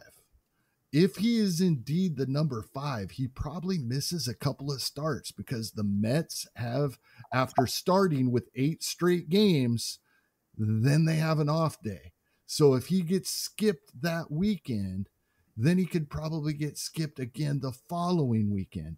And this is the difference it makes. This is why this is important, and you're going to want to pay attention to this. I feel like he probably moves up and is not the 5th starter because of all 5 of these veteran starters. And yeah, I'm calling Senja a veteran, just not in Major League Baseball. 5 veteran starters for the Mets. He's the only lefty. So I would hope that they move him up in a 4-game series so they at least start a lefty in one of the 4 games against the Marlins. Now, if that is the case, then he gets the Marlins again the following weekend, and then the Athletics in Oakland the weekend after that. That's absolutely amazing. The converse of that is if he's the 5th starter, he might pitch in Milwaukee for their home opener, who he fared well against last season, a couple of games, including one in Milwaukee. They like to strike out a lot, but they can also put up some runs. And then he might get skipped and then skipped again and then at the Dodgers. So would you rather have at the Brewers and at the Dodgers in the first 4 weeks of the season, or at the Marlins, at home against the Marlins, and in Oakland in the first 3 weeks of the season? We all know the answer to that, and that's going to be worth keeping an eye on. Yeah, I'm agreement. I think that he does get moved up. Some of the best hitters in Miami are lefties. So you want to assume that they're going to want to throw a lefty against that lineup with Jazz and Luis Arias at the top of the order. But I think we talked about that a couple of weeks ago as well. It's just him being the only lefty in there. Just ask them to put him up just to keep the other lineups on their toes. But you're right. Like, it's obviously something that you need to keep an eye on, and that's what spring training is for, right? And to see how these guys are being used, how long they're being used, and looking at that early season schedule to see. You got to look 2 or 3 weeks at least down the line to see how your guys are going to be used. Even if you're not going to drop them, you need to know that you need to pick somebody up to fill that gap. Absolutely. All right. I got 2 guys on here. I'm just going to mesh mine together and then go on to your guys' other choices, only because my 2 that I'm on here are pretty much opposites. I'm going to start with Matthew Boyd in Detroit, back in Detroit. I'm not picking up Boyd thinking he's going to get a win, not only being on Detroit, but also like just coming back from the flexor surgery and hasn't pitched 17 innings last year, all in relief with Seattle. But he is in the rotation. He's getting $10 million. He is going to start, and he's a guaranteed start, more than likely in that first series. I'm picturing him in the top 3 of that rotation, going to start against Tampa Bay, who they haven't really changed a whole lot to their offense, at least as of right now on paper. And if you're looking at it from a 30,000 foot standpoint, 5th least home runs. They hit the 5th least home runs against left-handed pitching last year. And that was obviously, that's Boyd's calling card. That's what kind of brought him down when everybody was clamoring for him to be Boyd boys and all that. The other side of that is that Tampa Bay I felt as though they had this stigma of being a team that actually struck out their fair share last year. And they were pretty much middle of the pack, but they did have the 10th best K rate against left-handed pitching last year as well. So it wasn't their worst quality, but I am hoping that if I'm throwing out somebody like Boyd, that it's because I know they're going to get a start in that first weekend. And as Kevin, as you point out all the time, there's a good possibility that you did not draft 9 guys that are going to start in the first 4 days. In most cases, it's a 3-game series. And so if you can get somebody to at least fill in and get you the innings, he may not go 5. He may, though. Like, he's still in the rotation. He's retooling his changeup. He's doing whatever he needs to do to revamp up. We'll see how much he does in spring training to gauge whether or not he will go 5. But if he goes 4 and he strikes out 4 or 5 and doesn't give up any home runs, it's a win. So this is a little bit more on the riskier side, especially when I was talking about how much do you risk for the ratio of blowups. It's more of a guaranteed innings in that first weekend. If he does get bumped to be the number 4 starter, I'm not putting him out there against Houston in the second series of the year. So if I'm drafting him, I'm planning on dropping him in the first FAAB period if it's been announced that he's not going to be in the top 3 of the rotation. My other one here that I think I'm looking at a little bit more heavily is Nick Pivetta. And this is both for the strikeouts and for the wins. I alluded to it earlier, looking at a team's bullpen and what they did in the offseason to improve their bullpen. Even a team that had a good bullpen last year, if they did nothing to keep or they lost pieces, that's a negative point as well. Boston did everything to make it so that somebody like Nick Pivetta could do just enough. Which is what he did, at least in the last month and a half of the season last year. Went 5 innings in all but 2 of his last 10 or 12 starts last year. So he went the 5, he went the distance, he let up a couple of runs. He's going to have his blowups. His first start should be in the top 3 of that rotation as well. Should start against Baltimore. And yes, Chris, I agree. They're going to be a much better team. They're going to win half their games. I'm just hoping it's not going to be in the first series, obviously. But then he does get Pittsburgh as well. Granted, all these games are in Fenway. That's something to consider as well. They're not in Baltimore, which has become much more of a pitcher's park. Pittsburgh, one of the better pitcher parks in the game. So it is in Fenway. Then they get 3 games at Detroit as well. So he's probably getting 2 of those series, either at the front end of Pittsburgh and the back end of Detroit, or he's getting the back end of the Baltimore series and then skipping Pittsburgh, getting Detroit as well. So these are good matchups for him to take advantage of. The bullpen should continue to help him, and he should be able to rack up anywhere between 4 and 6 strikeouts in each one of those starts while getting you that win. And then take it from there. If it looks like he's rolling, it could be a Vargas rule, as Nick always points out. You just keep rolling with them, or you got what you came for and you move on. It's pretty simple there. Do you guys have any takes on any of the recommendations that have been made so far? Otherwise, Chris, I'm going to move on to your second starter. I dig the Pivetta call late. I'm not a boy still. I never was. And I like a late dart on Joey Wentz and draft and hold. Not starting with the team, though. So that might be a nice stream for you. You take a shot on Boyd. If that doesn't work, keep Wentz in your pocket. My second guy is Jose Suarez from the Angels. Angels, once again, thinking about wins, should be a team that have improved. They've made a lot of moves this offseason, trying to pretty much improve themselves across the board. I do think they'll be a better team. Suarez should be their 4th starter in a 6-person rotation. And if you look at the beginning of last year, he was rolled up and down in the beginning of the year, did not perform really well between AAA and the Angels. Shout out to Baseball HQ and their forecaster for pointing this out and noting that in the second half, Jose Suarez had 7 wins, 3.79 ERA, and a 1.09 WHIP. That's really good. That's 10 wins with those ratios is excellent for where he's going. And I like the fact he's 25 years old. This is not a guy, you could still see a skills gain. And he's been a healthy guy. He's been able to put up innings. I think that this could be a really good late shot on a team that should be good to give you a really cheap source of 14, 15 wins with ratios that you can actually be proud of when you talk to your mom about your fantasy baseball team. And who doesn't do that?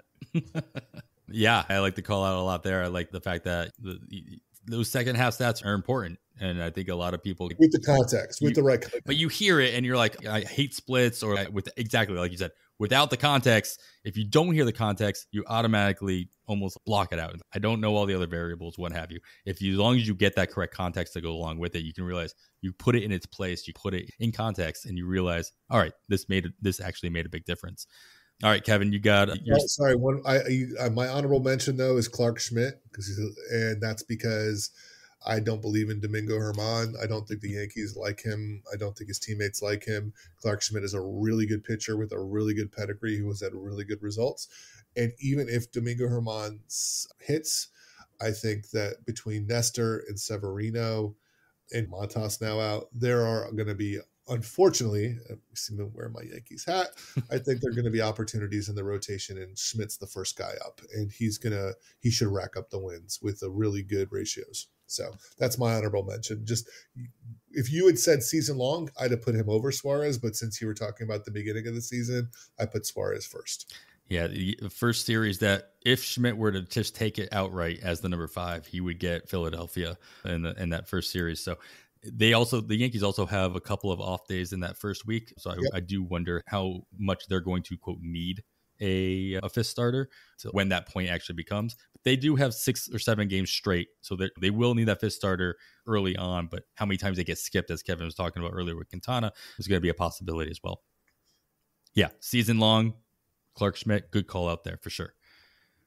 All right. Yeah, Kevin, moving on to your other starting pitching option. Again, looking for guys that could do some damage for you in the wins, Ks category, maybe even innings pitch if that's your category, but in general, your volume categories for the first couple series of the 2023 season. I got another guy here that I am hoping will remain on some of my teams for the season. That's Alex Wood with the Giants. I have maintained for a few years, even when he wasn't healthy, which is fairly often. Some would say it's very often, but when healthy, he is a very good pitcher. And Chris brought up Eno Sarris's new projections that Jordan Rosenblum helped him out with. Alex Wood comes out as number 75, and that's taking innings into account with 126 innings. 75th best pitcher. He's being drafted outside of that, like well over double. And yeah, there's relief pitchers in there as well. It's pretty crazy to me. He is being drafted in most of the online championships. I believe when I sorted for the last month, as you brought up, I did that yesterday in 25 leagues. I guess not most. 60%. He's been drafted in about 14 out of 25 leagues when I pulled this up. So he's available out there. And like I said, when healthy, he's been very good. Right now, as far as we know, he's healthy. Right now, as far as we know, he may or may not be in the Giants starting rotation. I think, and I'm confident that he's in the starting rotation. Then it comes down to, for the first few weeks of the season, the schedule, because he could be the 5 guy. They do not play that opening Friday of the season and then get a day off the Tuesday of the first full week of the season. It could very well be the 3rd week of the season before we see him. And then he's pitching against the Dodgers. So it could be a slow start to the season for Alex Wood. But once again, when healthy, he's a very good pitcher in my mind. And the rankings that Eno puts out are based on stuff and location. So where he's coming in at 75, in spite of the lower stuff plus side of that ranking, Adam, I'm as much of a sucker for Alex Wood as I am for Jose Quintana. Look, I am here for Alex Wood, and I will tell you, I will defend him against the injury-prone label. So just look at this guy's career. So he has had at least 24 games started in 2014, which is a lot. Let's say 24 games started. If you start 24 games in a season, I don't consider you an injury-prone pitcher.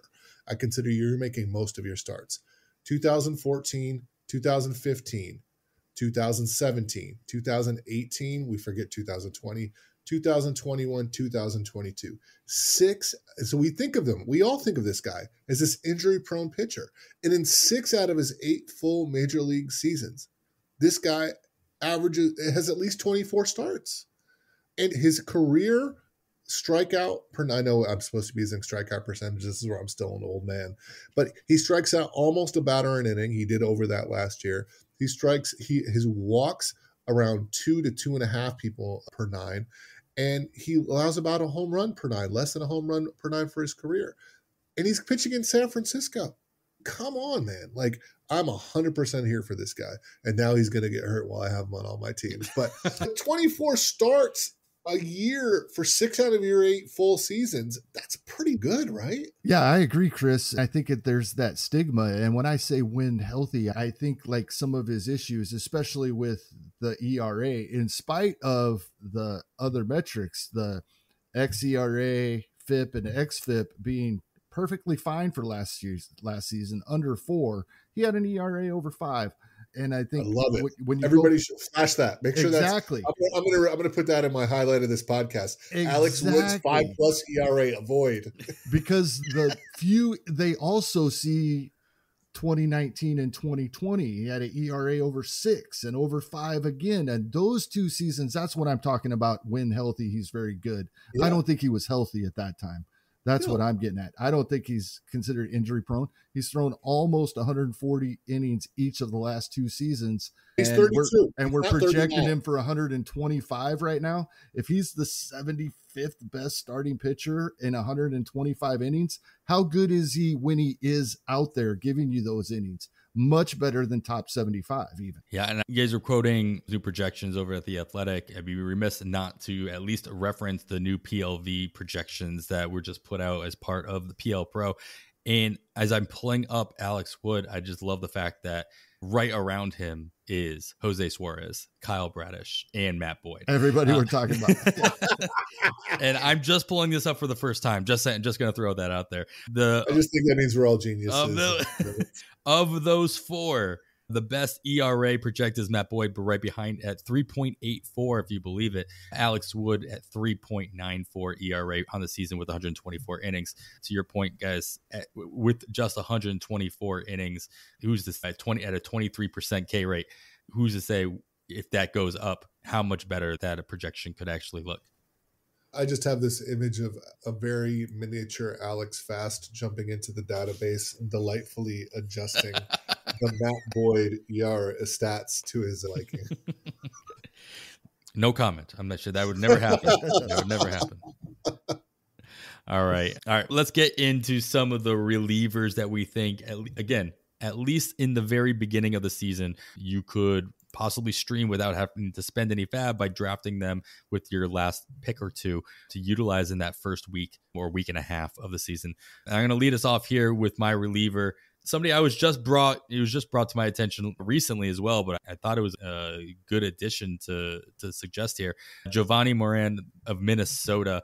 He gets 3 at Kansas City, and then 3 at Miami, and then 3 versus Houston. So it's for the first 2 series.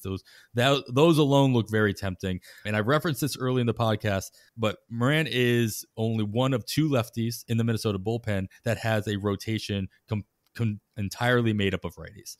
So I think that both him and Thielbar have the ability or the opportunity, at least in that first 2 series of the season, to really get utilized quite a bit based on matchups that end up happening.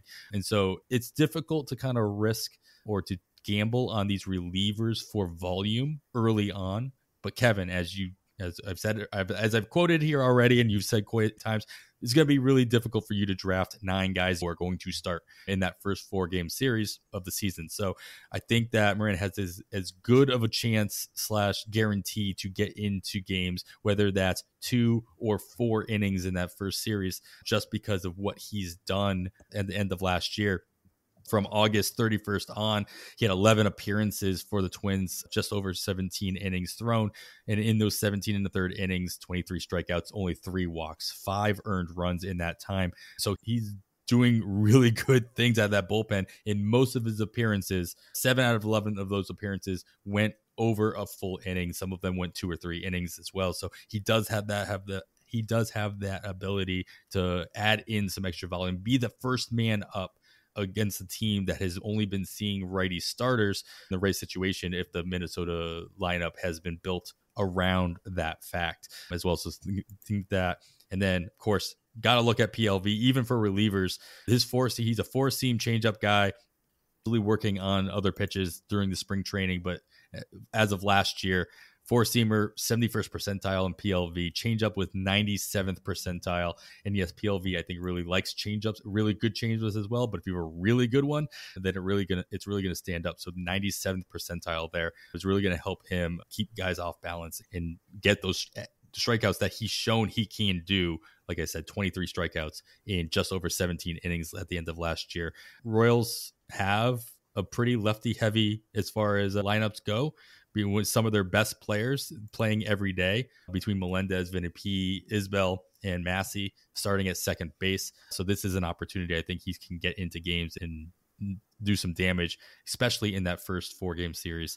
Not somebody I expect to jump into a closer role. I'm not looking for that. I'm looking for the first man up in these situations. I'm looking for the guy that can come in the 4th inning and steal a win because guys are still ramping up. Kenta Maeda it's been said about him that he is 100%. He'll be 100% come spring training.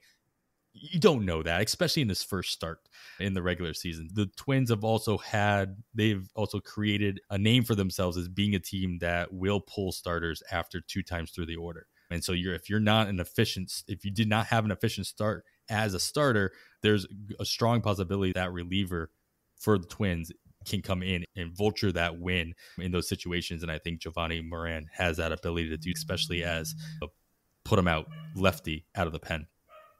We got some really good relievers on the docket from you guys as well. I'm curious to know if this is an area in which you guys would focus on, whether it's Moran or the guys that you're recommending. Is this the strategy that you would be going after, or are you just putting out names? And Kevin, I'll start with you here. But are you just filling out this exercise for the fact that I put this on the rundown, or is this something that you think is a legitimate strategy to look at? No, Brian Abreu is one of my most drafted players so far this year.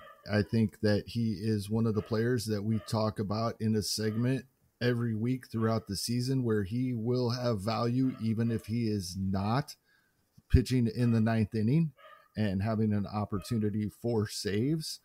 With the Houston starting pitching rotation, their lineup, the same thing we were talking about with the starters, only now we're talking about starting rotation instead of good bullpen. He's going to be out there in a lot of really good situations. And Ryan Pressly only threw 48 innings last season. Banged up here and there, wasn't always on, and got 33 saves. That's the thing. Most of these top closers, most of the closers being drafted in the same tier as Ryan Pressly had at least 60 innings. So throw another 25% on top to his 33 saves. Amazing what is available there for the Houston Astros. Brian Abreu was phenomenal last season. I think he will continue to be. The projections have him they're not going to project him for a 1.94 ERA like he had last season, but they have him relatively in the low 3s, some mid 3s there. And when he gets an opportunity, and he will get some save opportunities, I believe, I think he's going to convert those. And as the season goes on, as we're looking, chasing wins, we're really looking for starters with the matchups. Hopefully we have them on our roster. If we don't, we're going to go looking on the waiver wire. And most of the time, they're not going to be there. A guy like this with a team like the Astros is one of these guys that could have between 5 and 10 wins. 10 is the extreme. That's a lot for a reliever. 1 or 2 guys each season seem to get there. I'm not going to try to pick who those 1 or 2 are. You brought up Brent Suter earlier. That's who it was a couple of years ago for us. But Brian Abreu has as good a shot as any of being that guy, and he's going to get a handful of saves as well, in my opinion. And if anything goes wrong, either health-wise or performance-wise with Pressly, there were some red flags both directions last year for Pressly. Anything goes wrong either direction, then I don't see why he would not be the closer. Every projection system out there has him over 11 strikeouts per 9. Yeah, you can't predict necessarily who's going to be the reliever that gets 10. I can predict that it will not be Brent Suter this year right. As he makes home in Colorado now. Yeah, Brian Abreu, like you said, these are relievers that aren't going to be opening day as the closer. This is not our focus right now, but he has this good a chance as any to rack up those wins coming in the 6th, 7th inning and racking up those, if nothing else, the case, but being put in that position to vulture those wins early on in the game. Chris, let's close this out here with your reliever choices that could help volume your way into an extra win or a couple extra Ks that you wouldn't be getting by starting a guy that is not going to play in the first week of the season. First of all, I'm fading Ryan Presley as well. I'm willing to be wrong on that. I think he's an older guy. He's had some issues. He just is not where he's going in with his draft price. I'd rather take Clay Holmes 10 times over 10 over him. And I think they have similar kind of injury risks. Holmes is just younger and similar job security. So just to give you an example of an actionable, instead of just saying I'm against this guy, look at where Presley's going, look at where Holmes is going rounds later, and I'd rather have Holmes. So just to say that. Secondly, to answer your question, this is not just an abstract thing to think about. This is a thought process. This is absolutely relevant to what I was saying earlier about I'd rather roster some of these guys and especially in the beginning of the year. So in the beginning of the year, there's a lot of stuff that's happening in spring training. There's a lot of noise. People have new pitches. You're not really sure. Those beginning weeks, especially in FAAB leagues, I'd rather roster these guys than questionable fourth or fifth starters that I don't believe in. So I'd rather roster high strikeout middle relievers that are not closers than Toby's, to use Nick's term. And so these are some of the guys that fall into that because they're going to give me probably the same amount of strikeouts. They're going to protect my ratios. And it gives me a week or two to evaluate how these new pitchers and new pitches and what they've done in the offseason in their new situations, what their real pitching repertoire is while limiting my downside. And I think that's a really underrated part of FAAB leagues. You don't have to start 6 or 7 starting pitchers and 2 to 3 relievers. You could start 5 that you believe in, and you could start 2 middle relievers and 2 closers for the first 2 or 3 weeks, and you're not even falling behind very much in strikeouts or walks. So I just want to emphasize that. Eric Swanson's the guy at the top of my list because Toronto gave up Teoscar Hernandez for him, right? Woo. I mean, granted, Teoscar is much more valuable in fantasy than reality, but he's still very valuable in reality. And if you look at Blue Jays relief pitchers, I think they had 2 of the top 7 or 8 relief pitchers in wins last year. And I think that's because they're a team that scores a lot of runs and their starting pitchers have struggled.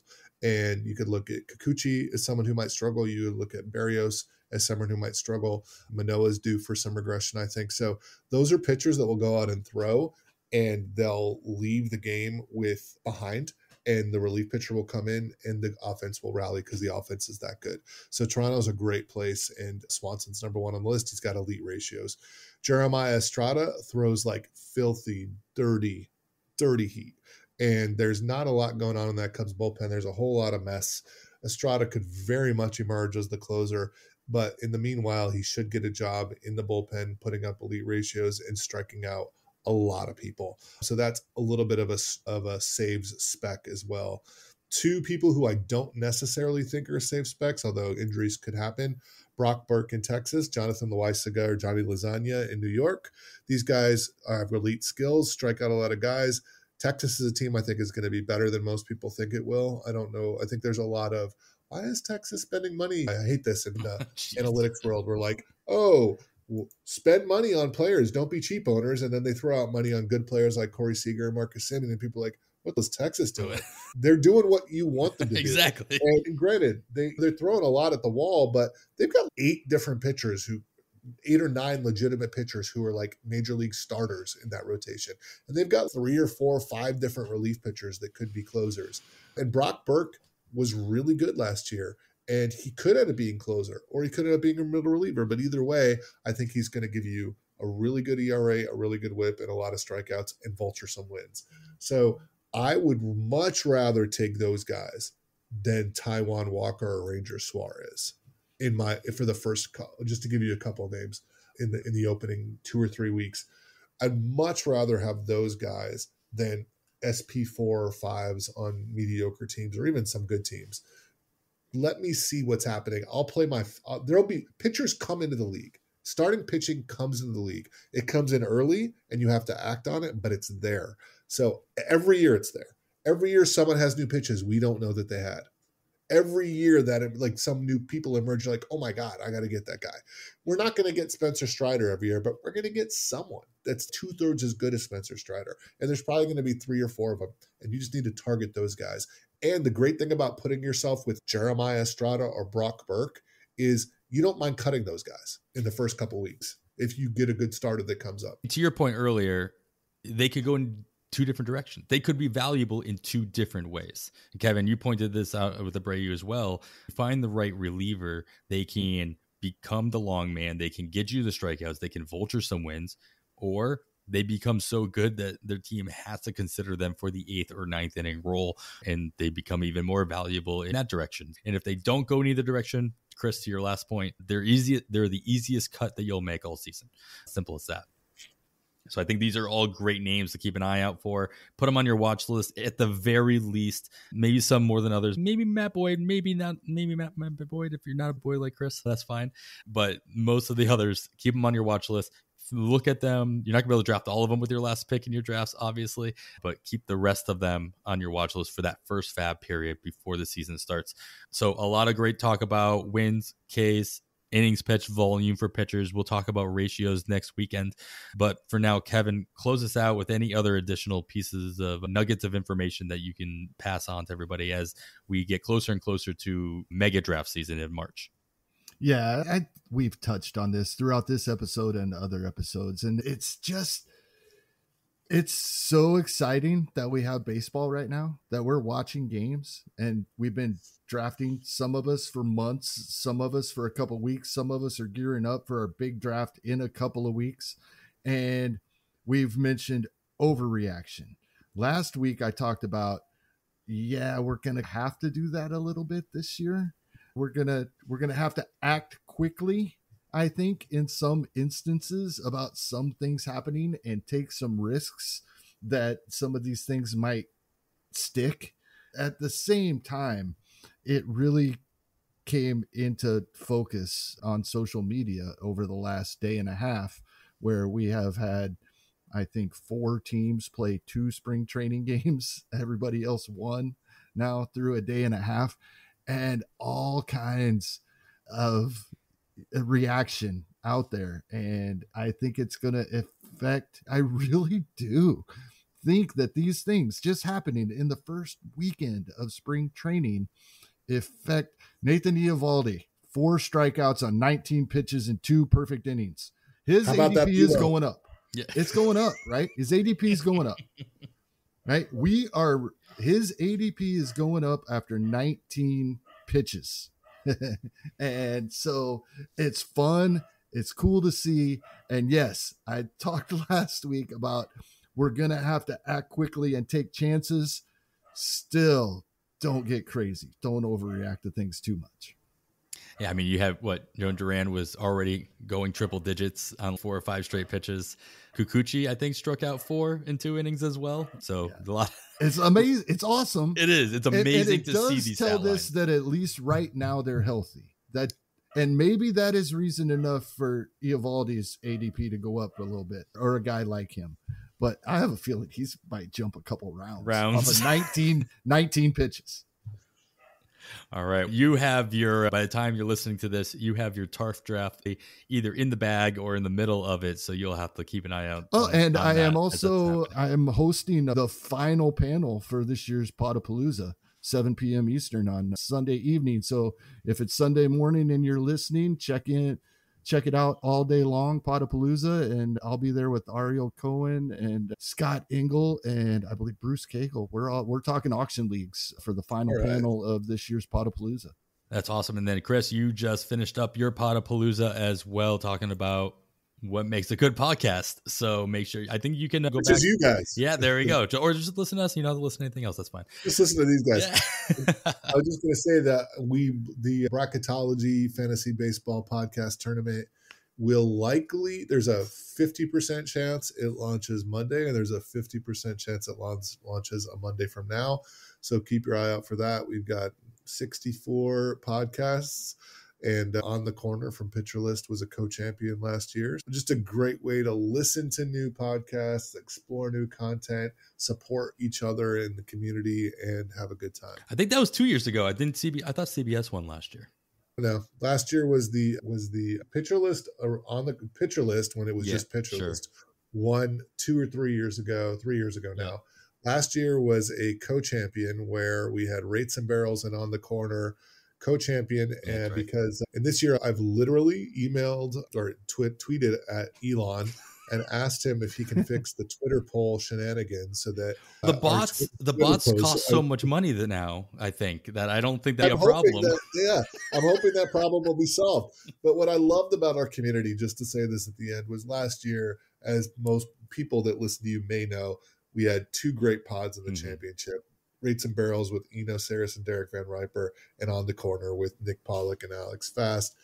And there were some shenanigans with some of the votes, and it looked like someone had bought some votes. Obviously, none of them did it. Someone from the outside who was a hater tried to do it. And what was great about it was I immediately got in touch with the 4 of them, and they were like, hey, what can we do? And I was like, how about we do something where you're co-champions, and you, to symbolize the wonderfulness of our community, you get together and do a mega pod.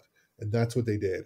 And they did a mega podcast that would never have happened if that sad person didn't spend their money on Twitter pods. That mega pod. So thank you to the hater who decided to do that, because then we got this mega pod where we had Eno and DVR debating pitchers with Alex and Nick, and that never would have happened. It was awesome. This person without a social life decided not to spend their personal money on Twitter bots on a fantasy baseball podcast tournament on Twitter. Hey, we all choose to spend our money in the ways in which we choose. It's true. Whatever. Some people blow it up their nose. Some people buy fantasy baseball Twitter podcast votes on Twitter. To each their own, Chris. Amen. Amen, brother. Oh, man. With all that, though, Chris, do you have anything else cooking besides the bracketology, trademark pending, going out during the rest of the offseason or going into next season that everybody should be aware of? If you're a Dynasty player, check out my Dynasty 505. It's got about 147 decks embedded in that list, too. So if you're like new to Dynasty and trying to figure out where do my Dynasty keep players rank with my prospects and how do I draft that, it's a pretty good list. I'm a pretty successful player in that. And that's free and open to everybody. And then, like I said, we had Richard Sands just wrote a great article about that was posted today with a lot of good fanfare about his inaugural experience in the main event.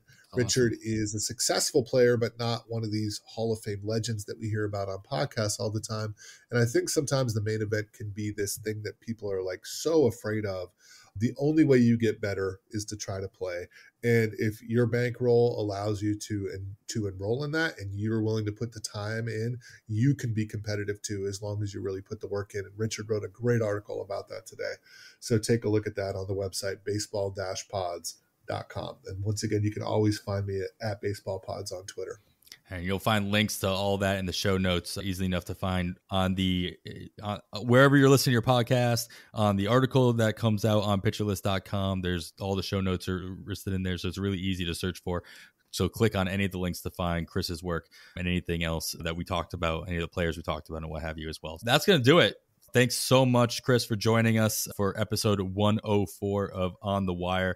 Make sure you're following Chris at Baseball Pods to go jump in on the bracket and anything else that he's tweeting about, which he tweets plenty about all the different podcasts that he's listening to and what they're talking about. Gives great synopsises on all the best subject matter that they're putting out there. So easy search for what you want to be listening to as well, just by following Chris on the Twitter. Follow us on the Twitter at On the Wire Pod. Right after giving us a rating and review, of course, wherever you're listening to your podcast. Once again, I'm going to thank Chris at Baseball Pods for joining us. And after all that, I am Adam Howe on behalf of Kevin Hasting. Thanks for listening, and we bid you goodbye. Aloha, everybody.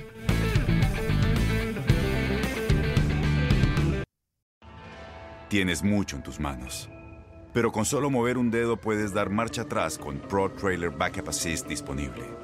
Presentamos la nueva Ford F-150 2024. Ya sea que estés trabajando al máximo o divirtiéndote al máximo, esta camioneta te respalda porque está hecha para ser una parte indispensable de tu equipo. Fuerza así de inteligente solo puede ser F-150. Construida con orgullo Ford. Fuerza Ford. If you travel for work, you know to pack 2 suits. Business and swim. You know, with your Delta SkyMiles Business Amex card, buying that plane ticket for a business trip can get you closer to medallion status. You know that a meeting in Montana means visiting almost every national park. Yellowstone? Check. Because you're the chief excursion officer. It's why you're a Delta SkyMiles Platinum Business American Express card member. If you travel, you know. Terms apply. Visit go.amex/you-know-business. Introducing the second best buffalo thing, Cheetos Crunchy Buffalo. Nothing beats buffalo wings on game day, but with a tangy and cheesy buffalo flavor, Cheetos Crunchy Buffalo is proud to be the second best buffalo thing. Grab Cheetos Crunchy Buffalo today. McDonald's presents Burger Reviews by Hamburglar, the classic cheeseburger. Hamburglar? Rubble, rubble. He said, the patties are juicier than ever before. Ba-da-ba-ba-ba. Brabble. Available at most restaurants in this area.